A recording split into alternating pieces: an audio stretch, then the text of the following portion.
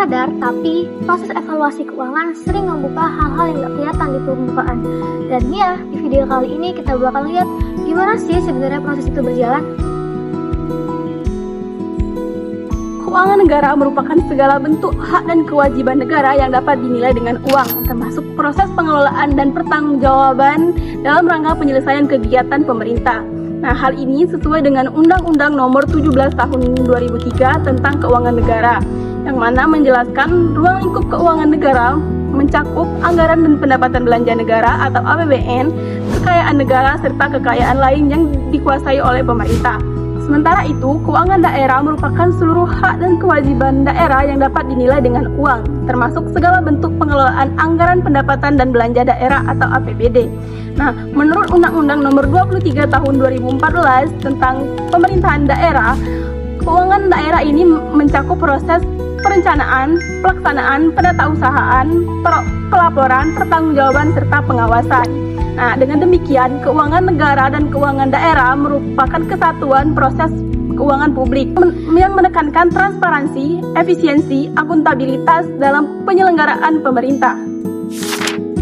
Evaluasi keuangan adalah proses untuk menilai apakah penggunaan anggaran sudah sesuai, hemat, efektif, dan bermanfaat. Menurut Bahri et al. Tahun 2025, penilaian dilakukan dengan pendekatan value for money, yaitu satu, ekonomis, apakah input diproses dengan biaya paling efisien.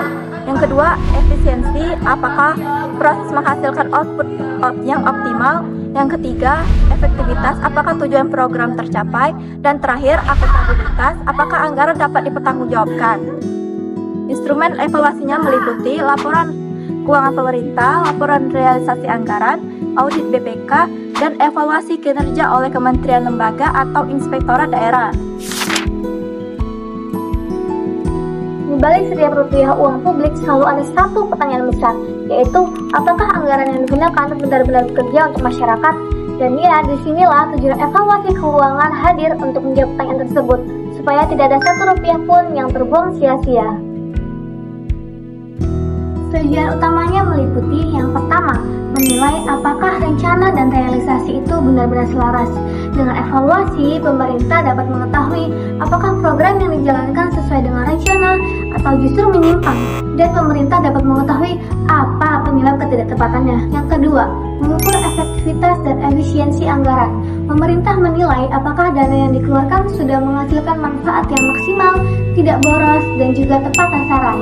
Yang ketiga, memastikan anggaran yang digunakan berjalan secara ekonomis. Artinya, pengadaan barang dan jasa dilakukan dengan harga yang wajar, tepat kualitas, dan juga tidak melampaui kebutuhan. Dan yang keempat, menjamin akuntabilitas dan transparansi. Maksudnya, evaluasi memastikan bahwa pengelolaan anggaran dapat dipertanggungjawabkan kepada publik sehingga kepercayaan masyarakat meningkat. Proses evaluasi keuangan umumnya mencakup beberapa tahapan. Yang pertama, pemeriksaan dokumen anggaran dengan membandingkan antara rencana dan realisasi anggaran. Lalu yang kedua yaitu audit internal dan audit eksternal.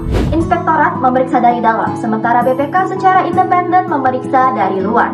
Lalu yang ketiga yaitu penilaian kinerja program. Untuk menilai apakah program yang dijalankan sudah tepat sasaran, tepat biaya, dan tepat manfaat. Lalu yang keempat yaitu pemberian rekomendasi dan tindak lanjut. Rekomendasi ini sangat penting karena menentukan perbaikan anggaran tahun berikutnya. BPK juga memantau tindak lanjut rekomendasinya yang menjadi indikator komitmen pemerintah terhadap perbaikan.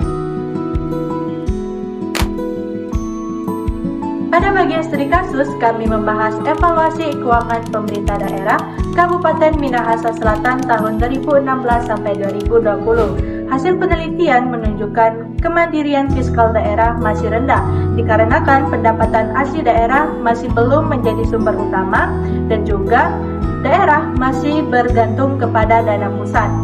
Belanja pegawai juga lebih dominan daripada belanja modal sehingga ruang untuk pembangunan dan peningkatan layanan publik masih terbatas.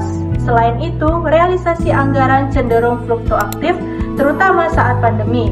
Dan untuk perbaikan diperlukan optimalisasi pendapatan asli daerah, peningkatan sumber daya manusia, digitalisasi keuangan, serta pengawasan agar lebih efektif dan tepat sasaran. Secara keseluruhan, evaluasi keuangan sangat penting agar APBN dan APBD dikelola secara transparan, efisien, dan benar-benar bermanfaat bagi masyarakat. Dengan evaluasi ini, pemerintah dapat memperbaiki perencanaan dan pengelolaan anggaran di tahun berikutnya.